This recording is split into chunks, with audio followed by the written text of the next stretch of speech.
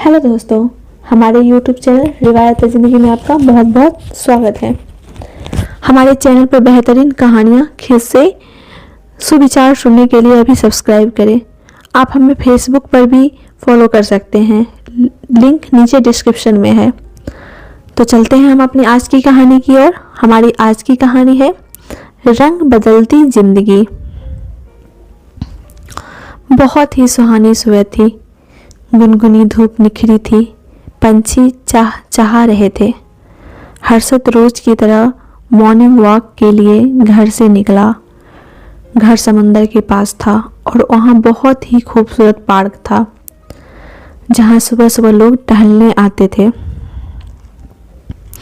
हर्षद भी पार्क में चक्कर लगाने लगा। अचानक उसकी नज़र बेंच पर बैठे एक व्यक्ति पर पड़ी जो एकटक उसी की ओर देखा जा रहा था। शायद कुछ कहना चाहता था। हर्षद कुछ चक्कर लगाकर उसके पास बेंच पर ही बैठ गया तो वह हल्का सा मुस्कुराया, पर आंखें बहुत ही उदास लग रही थी। ऐसा लग रहा था जैसे अभी आंसू निकल आएंगे। हर्षद ने अपना परिचय दिया तो उसने हाथ मिलाते हुए कहा, मेरा नाम जगत है। मैं अभी कुछ महीने पहले ही इंडिया से आया हूँ। तब हर्षद ने कहा, आपको पहली बार यहाँ देखा है। मुझे इंडिया से आए 30 साल हो गए हैं। तब जगत ने कहा, 30 साल? पता नहीं लोग यहाँ कैसे रह लेते हैं। मेरा तो यहाँ बिल्कुल मन नहीं लगता है। इंडिया की, अपने यारों की, दोस्तों की और रिश्तेदारों की बहुत याद आती है। खाना भी अच्छा नहीं लगता और नींद भी नहीं आती। अभी कुछ महीने पहले ही यहाँ अमेरिका आया हूँ। मेरी बेटी और दामाद ने यहाँ बुला लिया। मेरा बहुत ही ध्यान रखते हैं। सब तरह के सुख है, पर फिर भी मन नहीं लगता। शिमला में बैंक में था, अब रिटायर हो गया हूँ।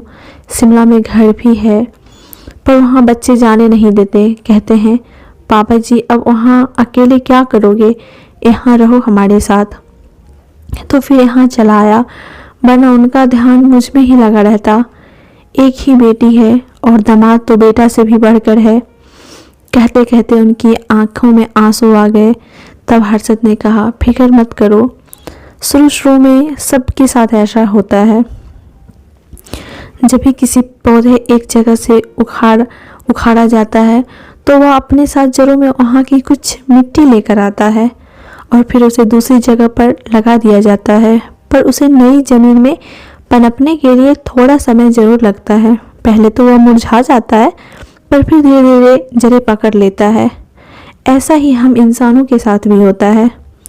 फिर हर्षद ने पूछा, आप कहाँ रहते हो? तब जगत ने अपना पता बताया तो हर्षद ने कहा, अरे वह तो हमारे घर के पास में ही है। अब जगत को बहुत हल्कापन महसूस हो रहा था। फिर दोनों ने अपने अपने फ़ोन नंबर एक दूसरे को दिए। हर्षद ने कहा, चलो अब चलते हैं, रास्ते में बातें करते जाएंगे और कोई भी बात हो तो मुझे फ़ोन कर लेना। मैं अभी पिछले साल ही रिटायर हुआ हूँ, ज़्यादातर घर पर ही रहता हूँ। तुम ऐसा करो, आज लंच पर मेरे घर आ जाओ, कोई संकोच मत करो।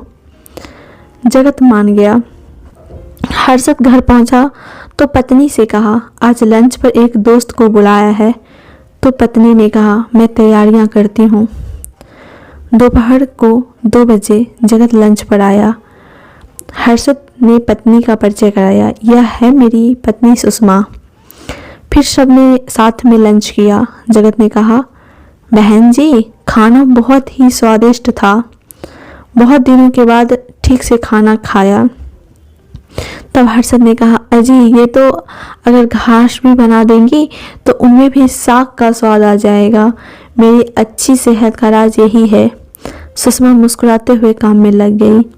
हर्षद ने जगत से कहा, आओ मैं तुम्हें अपना आर्ट स्टूडियो दिखाता हूँ। फिर दोनों बैकयार्ड की ओर चल दिए।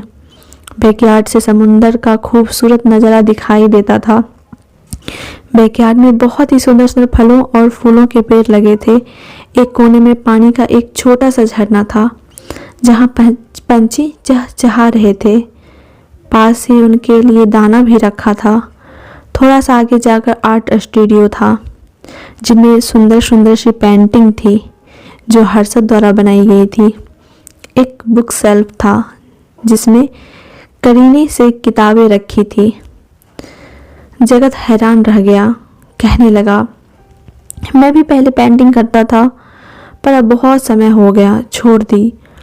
तब हर्षद ने कहा, हर इंसान के अंदर एक ना एक खूबसूरत रंग जरूर छिपा होता है पर वह उसे पहचानता नहीं। तुम फिर से शुरू कर दो, मन भी लगा रहेगा। अपनी बनाई पेंटिंग जब पूरी हो जाती है तो उसे देखकर जो सुख मिलता है उसे शब्दों में बयां नहीं किया जा सकता। जाते समय हर्षद ने जगत को अपनी बनाई एक पेंटिंग उपहार में दे दी। हर्षद से मिलकर जगत को लगा कि जैसे बरसों से बिछड़ा कोई पुराना मित्र मिल गया हो। अब दोनों के घरों में आना जाना शुरू हो गया। जगत की बेटी और दामाद भी बहुत खुश थे कि पापा अब खुश हैं, पेंटिंग करते हैं, बैकयार्ड में पेड़ पौधे लगाते हैं, ड्राइविंग लाइसेंस भी ले लिया है, अब कहीं भी आ जा सकते हैं। एक दिन जब जगत का जन्मदिन था तो हर्षद ने उसे अपने घर पर सरप्राइज पार्टी दी। जगत बहुत ही खुश हुआ और उसका बहुत धन्यवाद किया और उसने कहा, यार तूने तो मेरे सोने जीवन में अपनी पेंटिंग के समान खूबसूरत रंग भर दिए हैं। उसका बहुत बहुत शुक्रिया।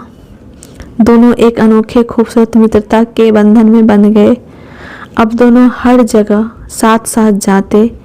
जीवन के रंग जो फीके पड़ने लगे थे फिर से निखर आए। दोनों ने मिलकर बहुत सी पेंटिंग बनाई पर दोनों की शैली अलग अलग थी। अपनी अपनी जगह दोनों की कला अद्भुत थी। फिर दोनों ने मिलकर आर्ट एग्जीबिशन लगाई जहां लोगों ने उनके काम को बहुतों ने सराहा और अच्छे दामों पर उनकी पेंटिंग्स बिकने लगी। इस तरह पैसे भी मिला और शोहरत भी मिली। फिर एक दिन हर्षद ने जगत से पूछा कि अब इंडिया की याद आती है? तो उसने कहा, वो बीती यादें तो मरते दम तक साथ रहेंगी, पर हाँ यार, अब मन पहले जैसा उदास नहीं रहता। वह भी जिंदगी का एक हिस्सा था और यह भी जिंदगी का एक हिस्सा है। तब हर्षद ने कहा, हाँ ये तो एकदम ठीक है, बस यहाँ रहो, खुश रहो और औरों को भी खुश रखो, यही जीवन के सबसे खूबसूरत रंग हैं। थैंक्स फॉर वॉचिंग दोस्तों। आपको आज की कहानी कैसी लगी हमें कमेंट करके ज़रूर बताएं।